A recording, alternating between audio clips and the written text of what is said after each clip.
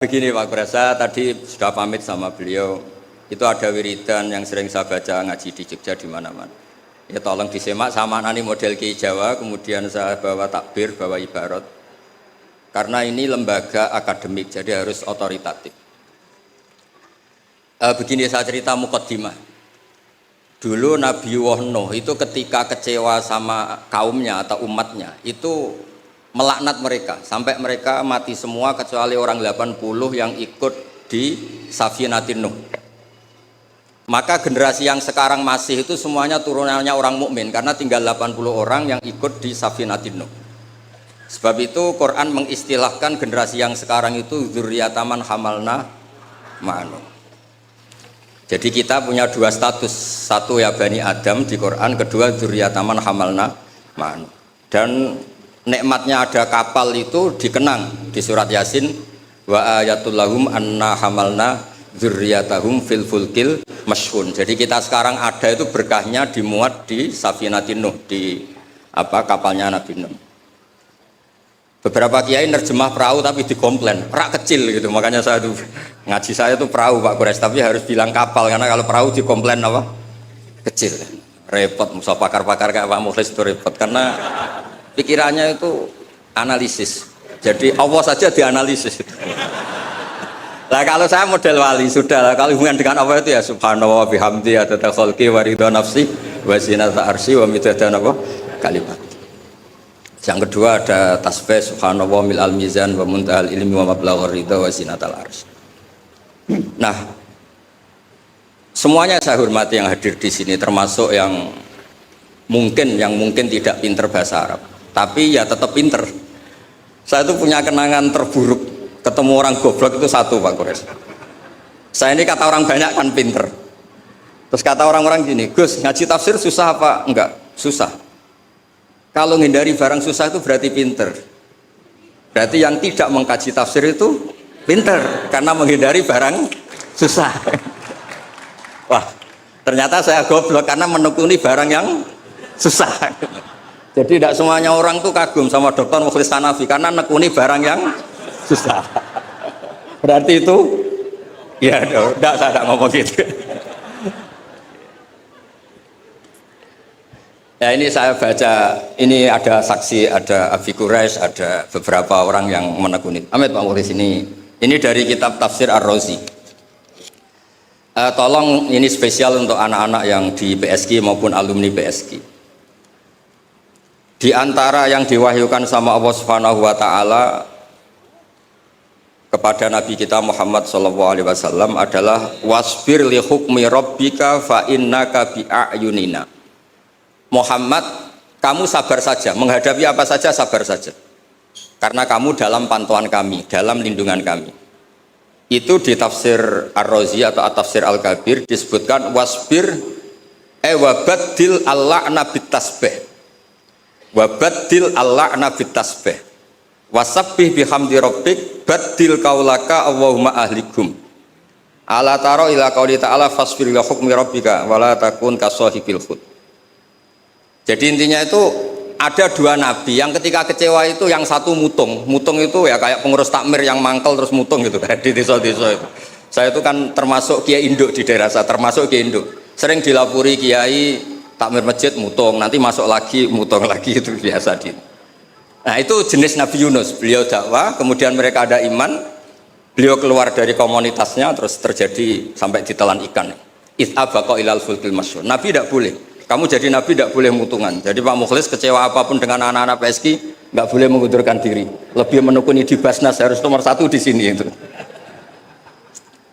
Terus kedua ada Nabi Nuh. Ketika kecewa melaknat mereka. Rabbi la tadzar alal ardi minal kafirina dayar.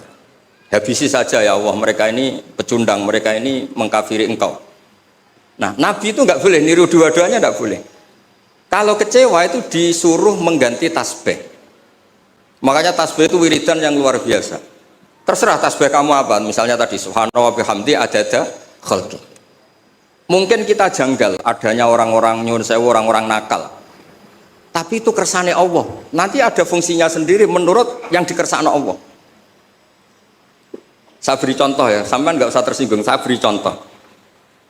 Misalnya kutu, itu gara-gara kutu itu ada pabrik sampo, akhirnya banyak pekerja banyak. Kalau Allah nggak bikin kutu itu udah ada pabrik sampo. Jadi Allah kalau bikin itu ya gampang saja. Allah bikin kotoran hewan. Mungkin Anda janggal untuk apa? Tapi tanyakan petani, langsung bisa jawab. Oh pupuk ini untuk pupuk untuk ini. Sehingga dalam iman itu khairihi wa syarrihi min Allah. Kalau kamu nggak paham sirrul qadar, nggak paham rahasia Allah, ya sebenarnya baca tasbih. Subhanallah bihamdi adada khalqi wa ridha nafsi wa zinata arsy wa midada. Jangan kalau tidak paham kemudian jadi orang kritis, itu kriminal itu dalam hubungan dengan Allah itu. Tidak ada anjur Pak Mukhlis, tidak ada. Jangan pernah. Saya beri contoh ya. Allah itu pernah disomasi malaikat ketika bikin Nabi Adam. Saya nanti kalau di akhirat mau cari malaikat ini yang pernah mensomasi ini, tak cari. Malaikat ini tidak tahu kalau suatu saat di dunia ada PSG itu tidak tahu, menurutnya nggak tahu. Ketika Allah bikin Nabi Adam, itu kata malaikat, ataj'alu fiha may yufsidu fiha wasfikut. Mas, tolong Gusti dievaluasi lagi keputusan kau bikin manusia itu dievaluasi lagi. Karena manusia itu reputasinya itu potensinya. Malaikat tapi nggak bilang potensi. Ataj'alu fiha may yufsidu fiha. Semua manusia itu distatuskan merusak. Wasfikut dima. Ini jelas malaikat ini kata Imam Qurtubi ini tidak akabirul malaikat. Tidak Jibril, tidak Mikael, tidak Israel, tapi awamul malaikat. Jadi bukan malaikat papan atas. Berarti malaikat ini kan tidak pernah survei kalau ada orang di bumi ini yang nelkuni tafsir. Oh, monggo ahlan wa sahlan Habib Akil Al-Mukanawar.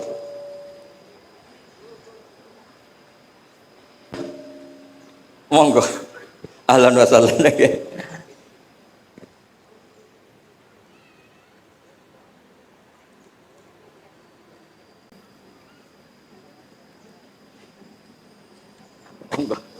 Oh ya. Ya ini kebetulan ini jadi kayak munakosah, kayak ujian disertasi. Kalau yang uji Pak Kures sama Habib Akil Al-Munawar malah seneng karena kalau orang sudah sepuh itu mesti meluluskan, yang repot ngadepi ini. Repot itu. Orang ngatur orang nggak minta maaf, nggak merasa dosa sama sekali. Itu kalau di Rembang bisa di penjara itu. Karena di Rembang saya ini keren betul, nggak ada orang berani ngatur saya. Saya hadir itu karena beliau nelpon, Pak Kures nelpon. Kalau tidak datang saya yang jemput. Ya ini korban itu mazlum, doanya mustajab. Saya teruskan. Malaikat ini nanti saya cari di akhirat. Yang komplain atas alufiha mayusitu fiha wasikut. Nah, tapi saya pastikan itu awamul malaikat, bukan malaikat papan atas. Nah, tapi anehnya malaikat ini bilang wa nahnu nusabbihu bihamdika wa nuqaddisuh. Kita ini mentasbihkan engkau. Ini kan aneh. Kalau mentasbihkan Allah artinya semua keputusan Allah itu baik, nggak perlu dievaluasi. Ini yang unik, malaikat ini unik, kacau lah. Wong bilang saya mentasbihkan engkau, tapi kali ini tolong dipertimbangkan. Itu gimana itu? Kita tidak seperti itu, makanya kita tetap subhanallah bihamdi adada khalqi. Paham terhadap sirrul qadar, kita tetap baca apa? Tasbih. Kalau malaikat ini nggak mau, kalau ada sirrul qadar atau ada kodok qadar yang malaikat ini nggak berkenan langsung komplain. Ataj'alu fiha mayusidu fiha wasfikut. Makanya di sini disebut wasbir wabadil al-la'na bit tasbih. Yaitu ketika Nabi Nuh bilang Allahumma ahlikum, di era Rasulullah SAW diganti Allahumma hdi qaumi fa innahum la ya'lamun. Justru di era Nabi itu adanya Islam itu berkah bagi semua. Ya, adanya Islam itu berkah bagi apa? Semua. Rahmatan lil alam. Terus ini yang saya matur pada Pak Kures supaya anak-anak PSG itu otoritatif. Kalau punya manhaj itu harus ada dasarnya. Kemudian saya teruskan ini dibawa aja pulang. Nanti kalau yang nggak paham anggap saja jimat gitu. Di sini kan banyak orang NU, maksudnya nggak akan dianggap syirik gitu, tenang saja. Ini di Arab Saudi. Kalau di Arab Saudi kamu masalah itu, mungkin dianggap jimat atau apa? Enggak. Arab Saudi sekarang juga enggak, sudah. Enggak, saya tuh punya teman baca syahadat tuh enggak ikhlas. Ini saat cerita sama Pak Kurs, saya punya teman Pak Kurs bisa baca Fathul Mu'in. Satu-satunya saya baca syahadat enggak ikhlas ketika di imigrasi Arab Saudi. Dia itu orang Madura, jadi ke sana itu bawa jahe sama jariknya ibunya, jarik yang sudah bekas, hanya beberapa lembar jarik. Setelah dicek di imigrasi itu dianggap kayak jimat, jadi syirik. Terus ditanya sama polisi syariat, atas syahadu billah, na'am. Muslim, mukmin, mukmin. Kok masih percaya ini? Nah, terus setelah itu ditanya, hadhi baldatu wahil haram, la yadkhuluha illa muslim, faqul asyhadu alla ilaha illallah. Itu dia ada ikhlas. Baru itu saya baca syahadat ada ikhlas. Ini negara Islam, yang boleh masuk hanya orang-orang yang mukmin. Maka kamu harus bersyahadat dulu, asyhadu alla. Dia bisa macam mu'in, Pak. Tapi belum Dewan Pakar PSI belum. Tapi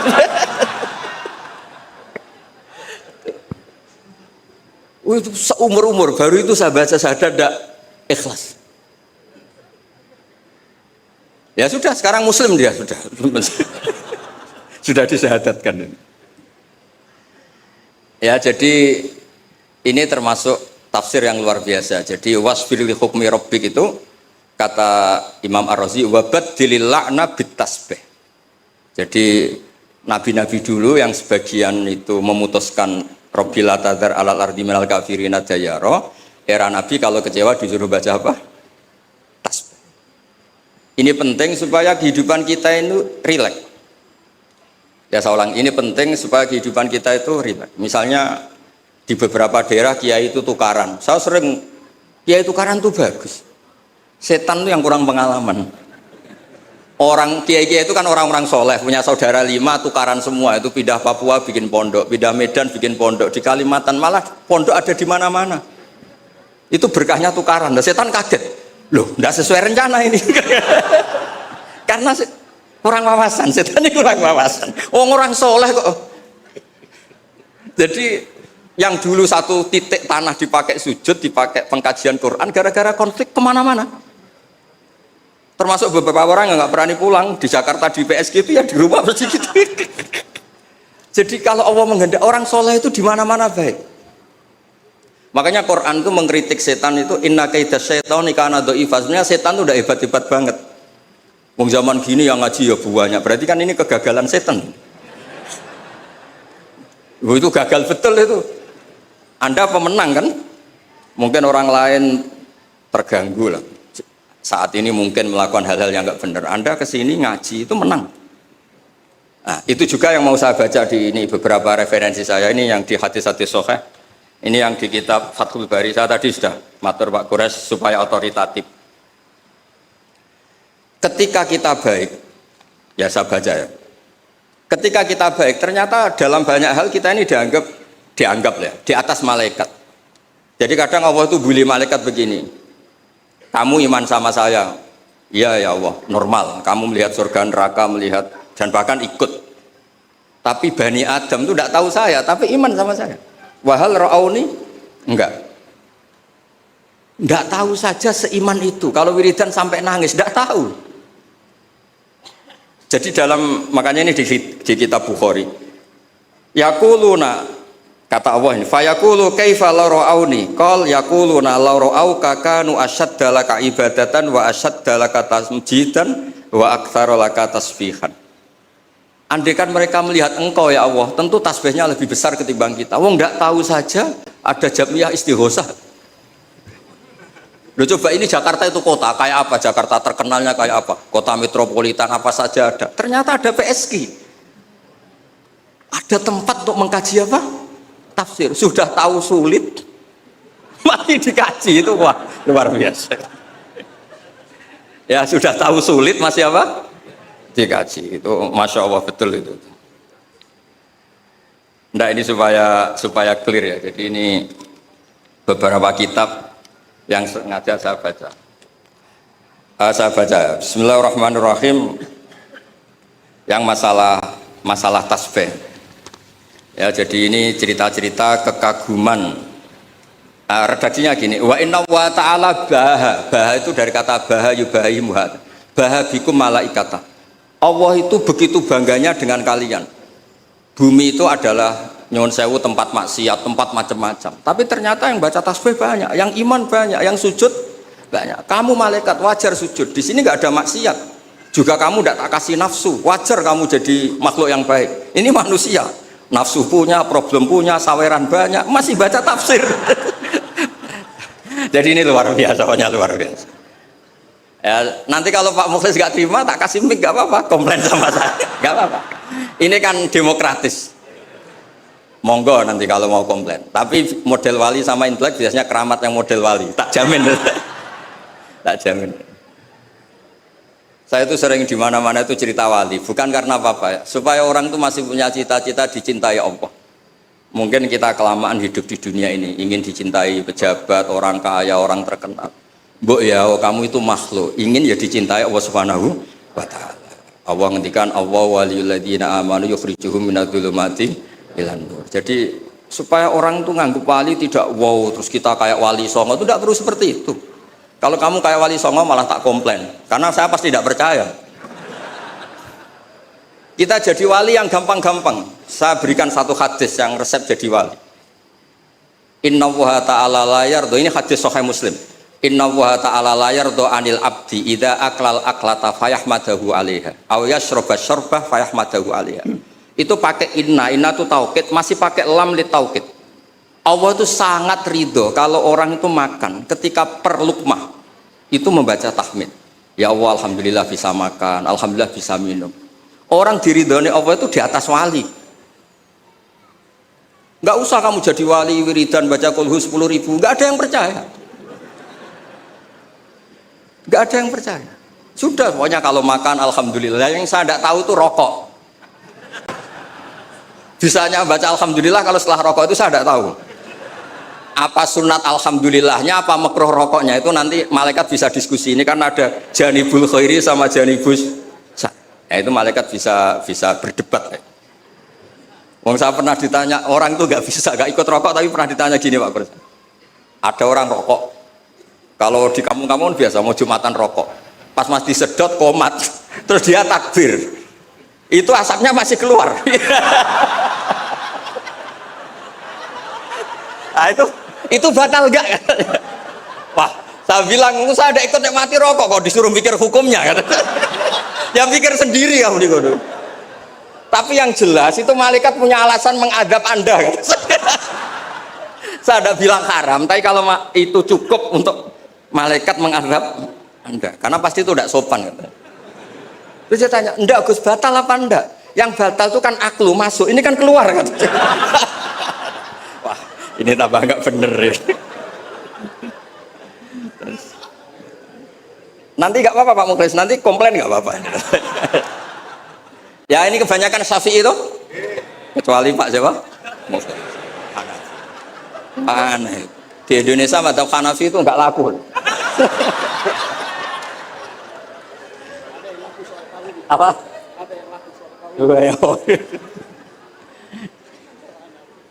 Ya jadi supaya ngaji ini rileks, memang saya itu sering dipesan sama bapak saya, namanya Kiai Nur Salim. Bapak saya itu pesan saya itu dua, satu kamu harus hafal Quran kayak hafal Fatihah. Bapak saya itu terkenal di Rembang, kalau baca Quran itu wanyah sekali. Kedua, jangan pernah kalau ada orang ngaji itu dibikin susah. Kata bapak saya, di rumah dimarahi istri, di tempat ngaji dimarahi ustadz. Dapat dua marah dua kali, itu aja maksudnya.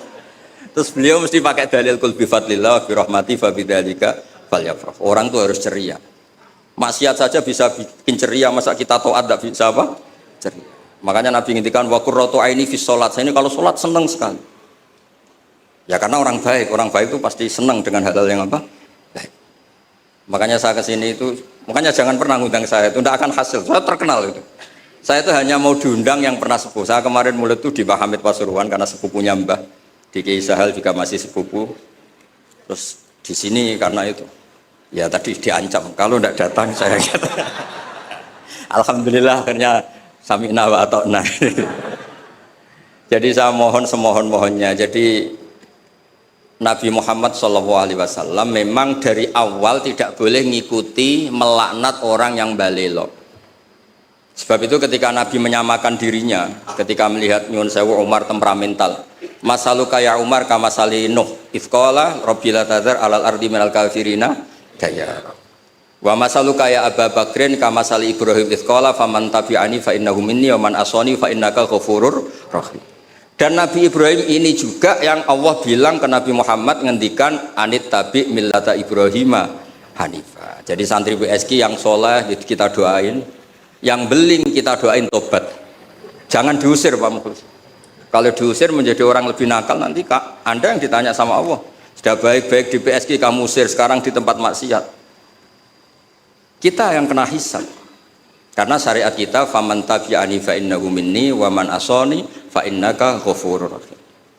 Kalau tidak bisa semua karena kita punya ghirah, punya bughdu alil ma'asi, misalnya kita orang soleh yang benci sama maksiat. Kamu ikut saja Nabi Isa. Ketika tidak bisa memilih, kembalikan ke Allah, yaitu bertasbih.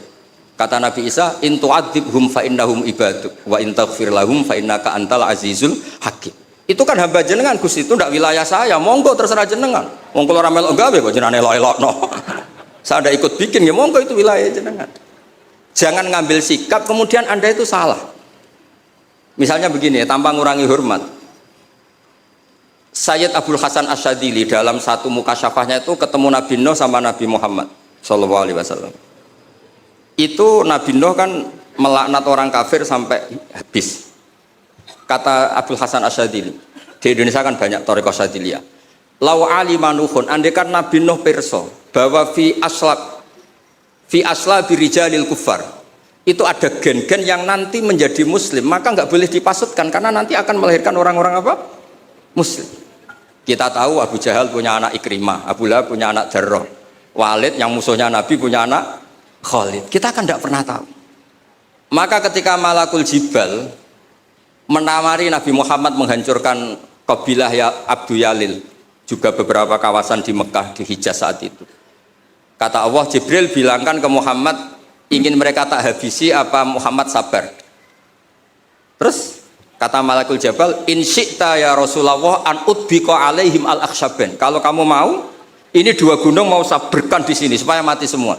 Apa jawaban Rasulullah SAW? Bal arju ayyukhrijawah min aslabihim ma ya'budu wa la yusyriku bihi syai'an. Saya sebagai nabi tetap berharap meskipun bapaknya belum iman, anak cucunya napa?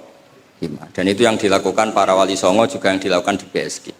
Sehingga alhamdulillah barokah harapan itu kita tetap hidup pede, percaya diri mengelola zaman yang seperti ini. Karena di Quran ada ayat mengelola zaman seperti itu membaini farthi wadamil labanan kholison sa'ihol lisyaribin. Allah itu bisa mengelola, mengeluarkan susu dari sapi, padahal materinya sapi itu ada dam, ada darah, wal farsen ada apa? Kotoran. Tapi Allah tetap segampang itu membuat sapi-sapi itu mengeluarkan apa? Susu. Jadi kamu tidak perlu risau, wah zaman sudah gini, nggak ada nabi, adanya Pak Mukhlis itu, tidak usah gitu. Sudah, kalau mau menghendaki tetap soleh, gampang itu. Nah, itu baca tasbih. Napa baca napa? Tasbih. Makanya badilil lakna bit tasbih.